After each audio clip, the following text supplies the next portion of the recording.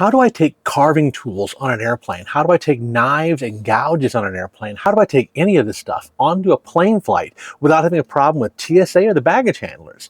Those are the questions I was asking myself very recently when I was planning a trip to the Rocky Mountain Carvers Roundup in Midway, Utah. Absolutely fantastic trip, and I highly suggest it if you ever have the opportunity. When it comes to packing your carving tools to take with you, do you put them in checked baggage? Do you put them in carry-ons? Well, the rules have not changed that much, not since the early 2000s at least.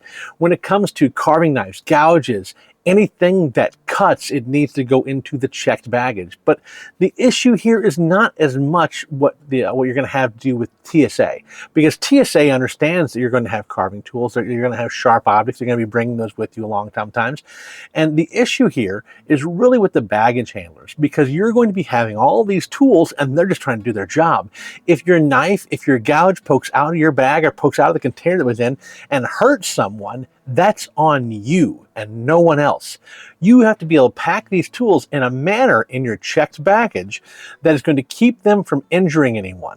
Now, I packed mine in the same carrying cases I use for carving on the go, which are these hardened plastic containers. And I still got tools in them right now, but inside of these containers, they are also in corks for the gouges. They are in knife sheaths for the knives, and they're all packed in there tightly so that when they do rattle around, you can hear, in this one, you can hear a noise. That is the sound of the cigar tube that I have pencils in. But they all pack in there pretty nice and tight, and that's what I use.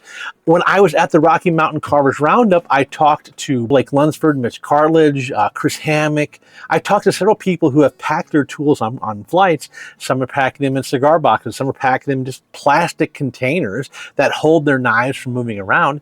Either way, no matter what you choose to pack them in something that is going to contain the knives, contain the gouges, and keep them from injuring yourself or somebody else. All right, so I'm packing up my clothes. I've got my carving knives in this container, and this is the same Klein Tools container that I use as a daily container for my work tools. So I got all the knives I took in here, and then in this EDC container, I've got all the palm tools that I brought with me.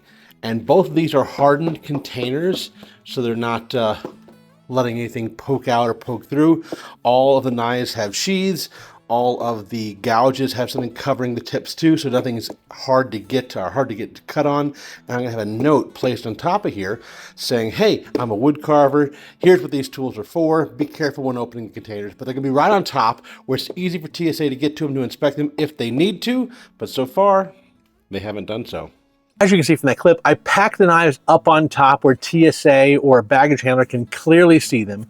Baggage handlers aren't going to be going through your luggage. The TSA can investigate your luggage. It is their discretion on how they're going to enforce the rules the TSA has on carving knives, on knives in general, or implements like that. When you're going to carry on, you can't take any type or form of knife in any way, shape, or form. Anything you're not sure of, put it in checked baggage and don't worry about it.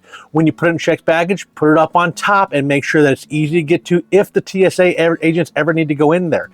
When I did it, like I said, I put a note in there stating what they were for, what they were, and telling them to be careful. I even put some Band-Aids in my package to make sure they understood, like, if you open this, you pull this thing out, you might get cut, and if you do, here's a Band-Aid, because I'm not taking responsibility for that. I'm letting you know right off the bat. So it doesn't have to be difficult. It doesn't have to be something that's insurmountable. You don't have to think about it too hard. A lot of people are doing this all the time. But I wanted to put a video together specifically on the topic. That way I can answer these questions for folks who are getting ready to travel, who are needing to travel, or wanting to travel in the future. At some point, someone's going to find this video on YouTube, and I hope that it helps them.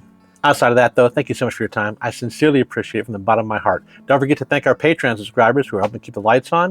And I'll see you guys next time. Bye.